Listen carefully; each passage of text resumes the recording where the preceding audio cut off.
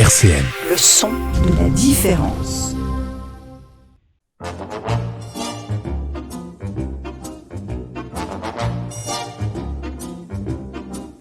Wa wa wa wa, ça ne peut pas durer comme ça. Wa wa wa wa, faut vraiment changer tout ça.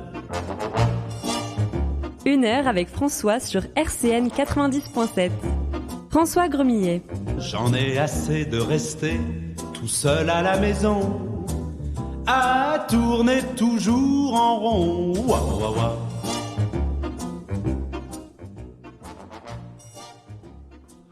Alors bonjour tout le monde, bonjour les auditrices, bonjour les auditeurs. Nous sommes aujourd'hui vendredi, cette année, donc je reprends le vendredi en 12h et 13h, François Gremillet pour une heure avec François.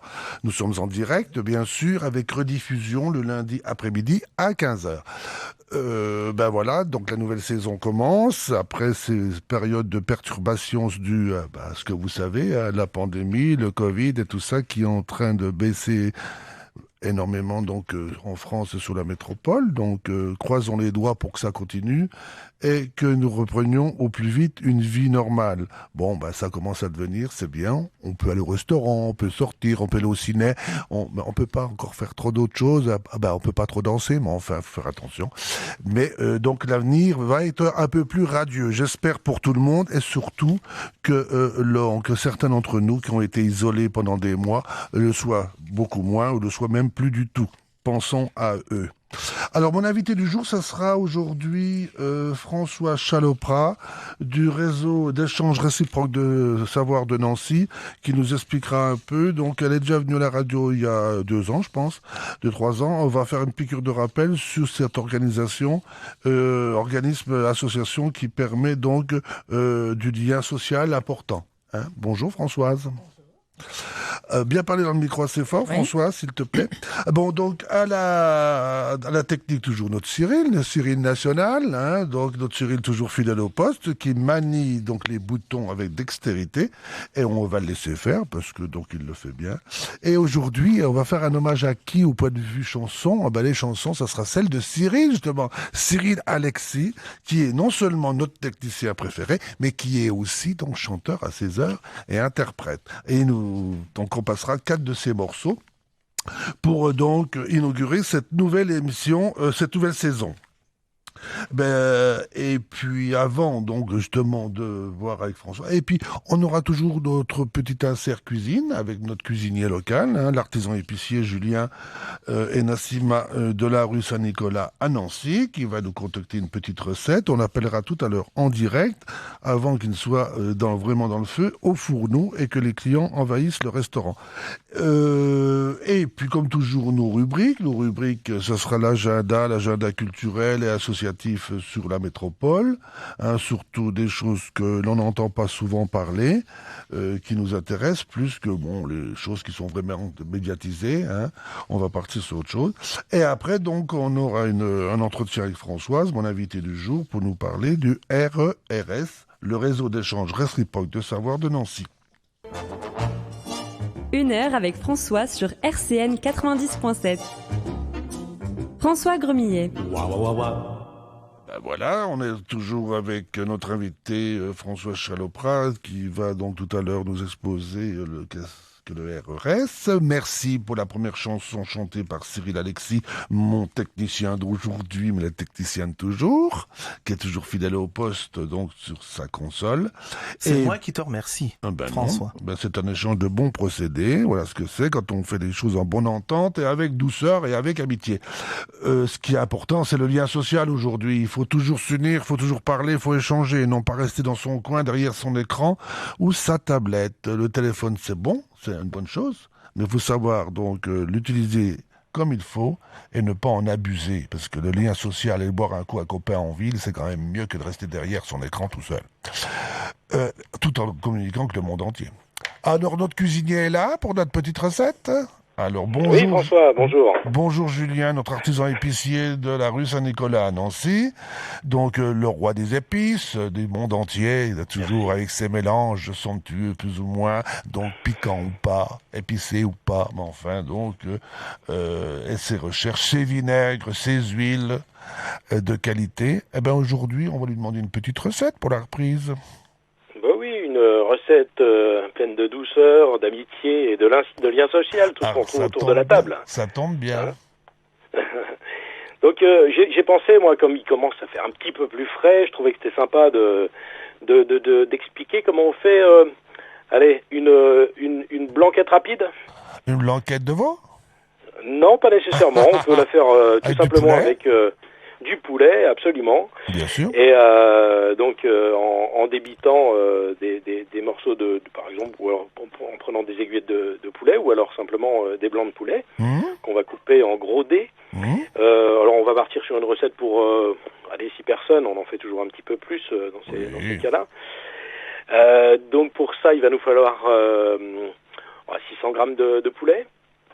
Et puis on va débiter ces morceaux de poulet, on va la réserver, et d'abord dans notre sauteuse on va mettre de l'huile ou un petit du beurre comme vous voulez, on peut la faire au beurre, c'est très bien aussi. Vous jetez un oignon émincé dans l'huile et vous mélangez. Alors nous on utilise ici un mélange poulet qui est composé de coriandre, de carvi, de curcuma, d'ail, de cumin, d'oignon, de cannelle, de poivre, de piment doux et d'un soupçon de girofle. C'est très sympa d'ailleurs pour faire d'autres choses autour de la volaille, mais ça fonctionnera très bien dans le cadre de la recette. Alors là, pour faire la sauce, on va pas non plus lui donner une dominante d'épices monstrueuse. Il faut que ça reste tout en douceur, on le disait.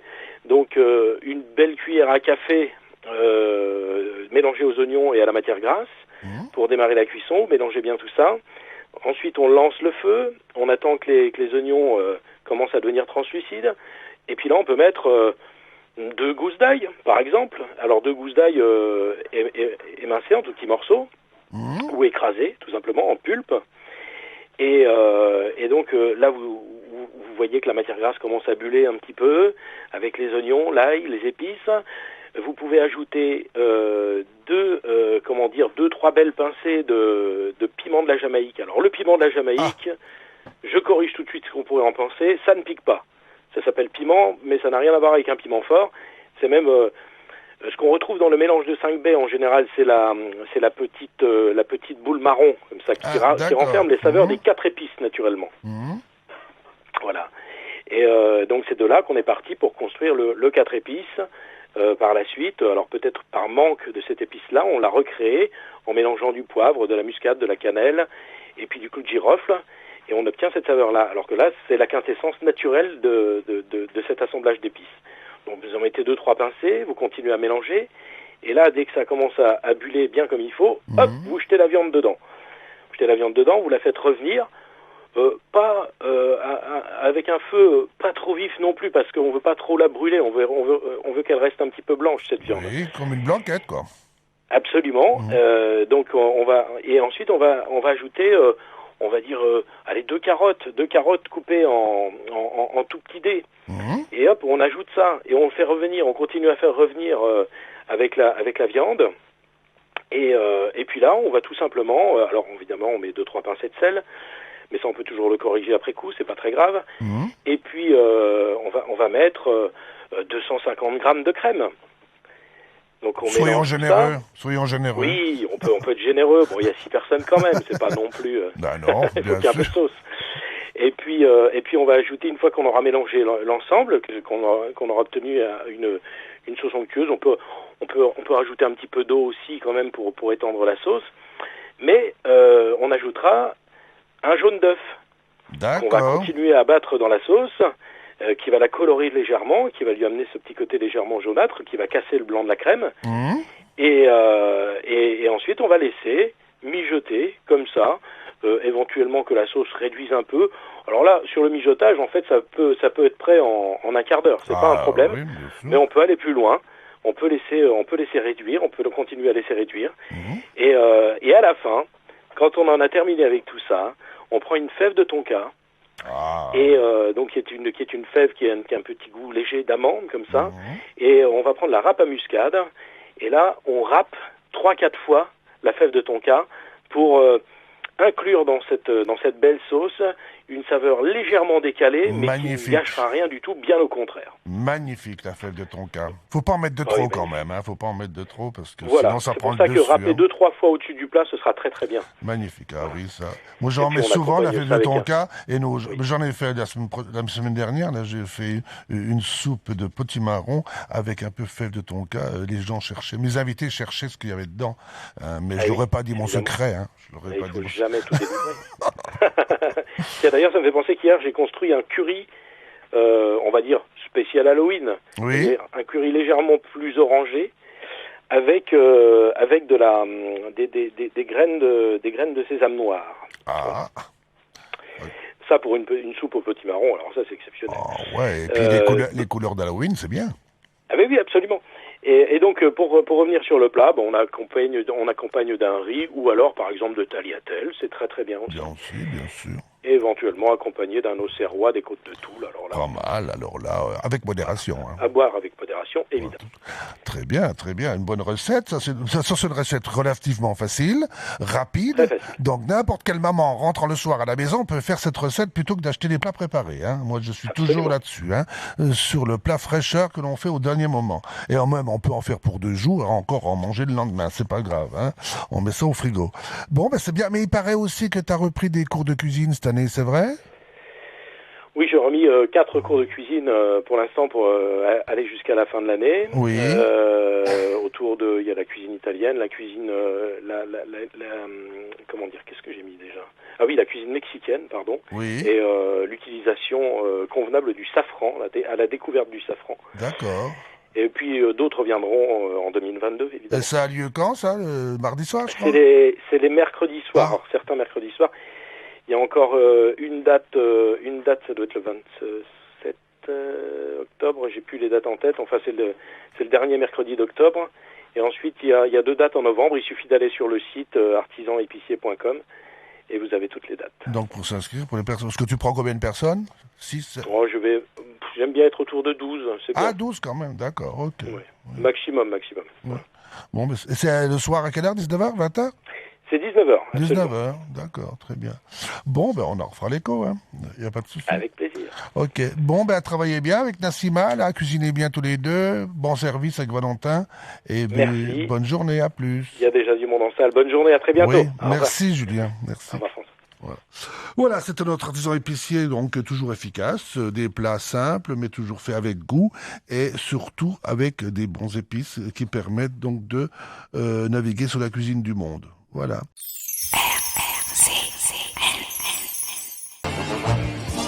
Une heure avec François sur RCN 90.7. François Gremillet. Voilà, c'était le 3e morceau donc de Cyril Alexis en hommage à Patrick Juvet en 1976. Bon voilà, donc je suis avec François Chaloprat, mon invité du jour, donc du réseau d'échange réciproque de savoir de Nancy, qui va nous expliquer un peu ce qu'est cette association, quel est son but. Hein. Je pense qu'ils sont aussi à la recherche d'adhérents et de bénévoles, je crois aussi. Hein. Donc on va faire passer le message. François, c'est à toi. Oui, bonjour à tout le monde. Donc, je suis présidente de ce réseau d'échange réciproque de savoir qui a été créé il y a presque 12 ans maintenant, puisque c'était en novembre 2009. Voilà. Nous avons, selon les années, entre 40 et 70 adhérents. Mais depuis effectivement la pandémie, ou le retour provisoire, le retour, nous espérons certains à la normale, nous avons un peu de mal à rassembler nos adhérents.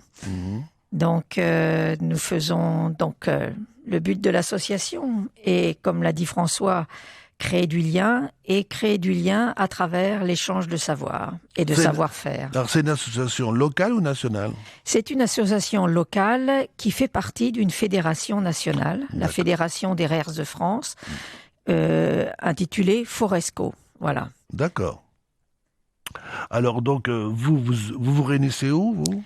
Donc, on se réunit soit à la MJC Bourgard, soit à la salle René Chrétien, qui est à 500 mètres de la MJC Bourgard, où nous avons un local qui nous est réservé tous les jeudis soirs. Mais dépendant de la disponibilité des uns et des autres, nos réunions, qui ne sont pas fixées à l'avant, enfin, qui sont fixées de mois en mois, peuvent avoir lieu les autres jours de la semaine également. Du coup, à la MJC Bourgard, de préférence. On s'adapte, il faut s'adapter. On s'adapte, voilà. D'accord.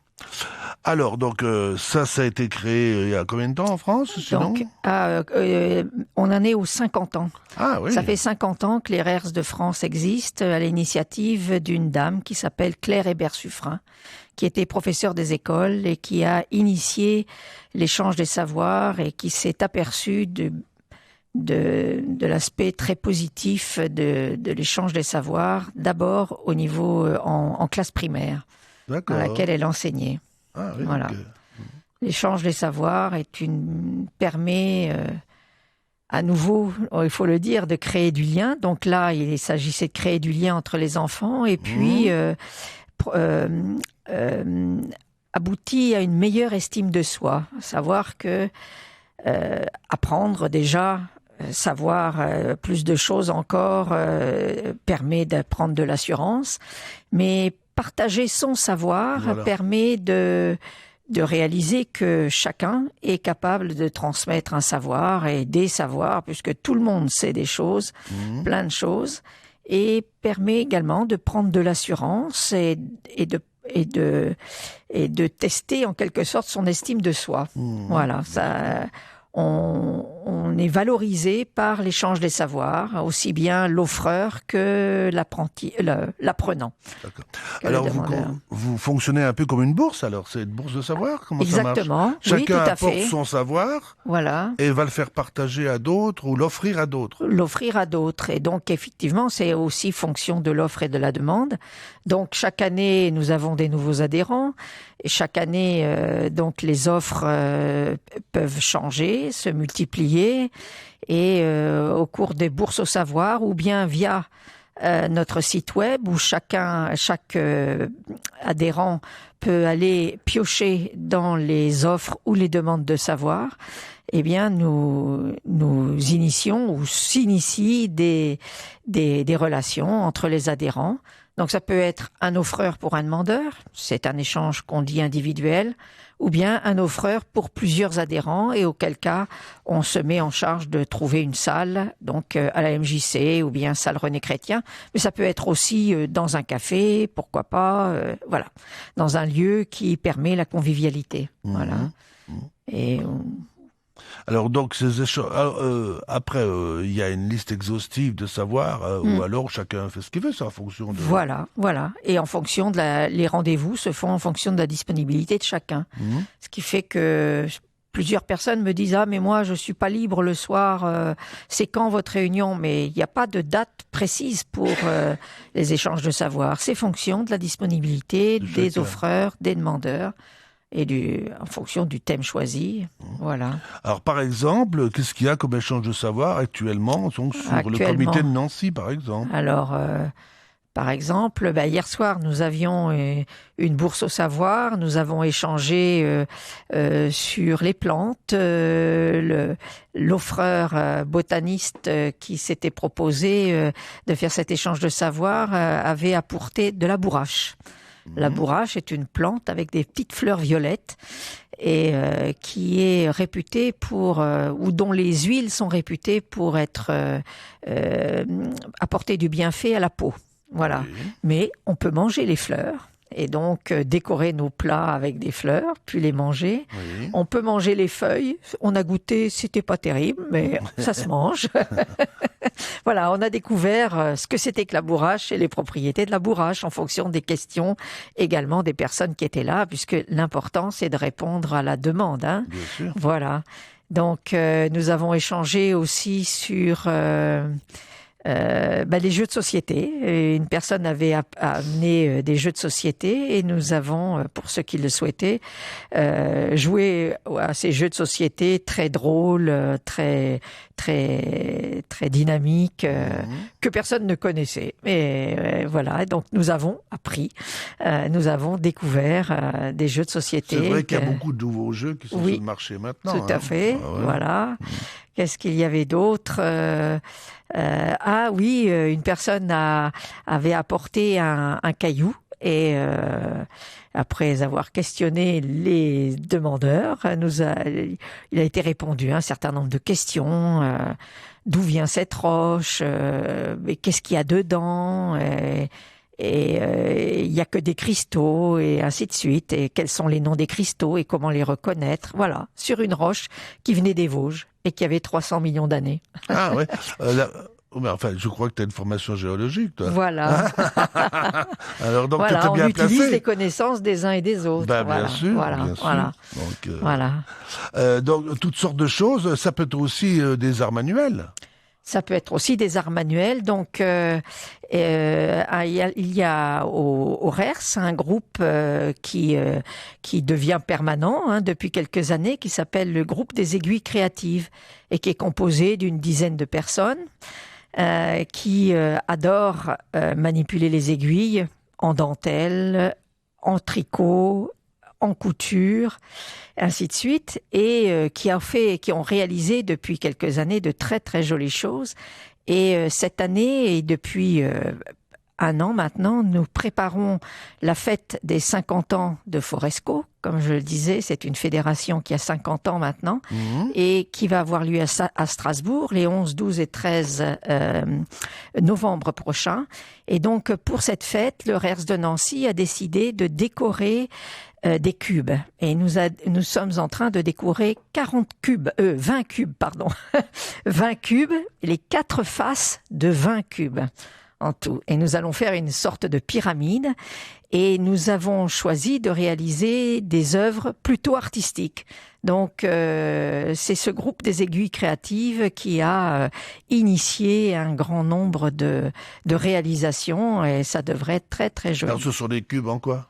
Alors, ce sont des cubes en carton qu'on a peints en blanc pour les protéger et sur lesquels on va faire adhérer d'une façon ou d'une autre des œuvres en tissu, des œuvres en tricot, des œuvres en tulle, des œuvres en papier. Toutes sortes de matériaux ont été utilisés pour réaliser ces planches artistiques. Les cubes ont des dimensions de 40 sur 40 quand même. Ah oui. Ça va faire une jolie pyramide. Il y a du boulot. Alors donc ça sera exposé lors du congrès à Strasbourg. Voilà, lors du congrès à Strasbourg, à la salle du manège. D'accord, voilà. Très bien. Très bien. Alors, donc, on a parlé d'offres et demandes. Après, il y a jardin partagé aussi. Ah, le jardin partagé à la Cure d'Air. À la Cure d'Air, voilà, sur le terrain attenant à l'école de Condé, donc mitoyen du parc de la Cure d'Air. Depuis 6 ans maintenant, se développe et perdure un jardin partagé qui est toujours plus joli les années passant. Voilà, et donc il a aussi une dizaine d'adhérents actives dans ce jardin. Le rendez-vous commun est le samedi de 14 à 16 heures. Donc, toute personne intéressée par découvrir ce jardin partagé, éventuellement participer à ce jardin partagé, est bienvenue le samedi de 14 à 16 heures. Mais très souvent, il y a également des jardiniers qui, bien sûr, continuent de bêcher et entretenir ce jardin toute la semaine. Donc, à l'occasion d'une balade au parc de la Cure d'Air en semaine, vous pouvez aussi rencontrer l'un de ces jardiniers ou de ces jardinières. D'accord. Eh ben, c'est déjà un programme qui est quand même pas mal fourni. Voilà. Donc, principal atout, je pense que maintenant, du comité de Nancy, c'est de la recherche de nouveaux bénévoles. C'est la recherche de revenir les anciens bénévoles, remotiver parce qu'actuellement, nous avons 35 adhérents. Et donc, c'est pas facile de les faire venir pour une réunion. Et pourtant, comme François disait au départ de cette émission, nous avons besoin de créer du lien. Nous avons besoin d'entretenir le lien de vive voix. Voilà, en présence. Bah oui, mais j'espère que ça va revenir quand même. Peut-être il y a une période période d'adaptation. Il y a encore des gens qui ont encore peur de côtoyer, qui ont peur d'être enfermés dans des salles. Mais je pense que maintenant, avec le pass sanitaire et avec les vaccinations et avec les précautions qu'on peut prendre, maintenant on s'est habitué à se laver les mains et on s'est habitué à porter le masque. Bon, je pense que maintenant il faut y aller. Les réunions se pratiquent en portant le masque et c'est clair que l'échange de vive voix permet de transmettre des choses qu'on ne peut pas transmettre par mail ou par téléphone.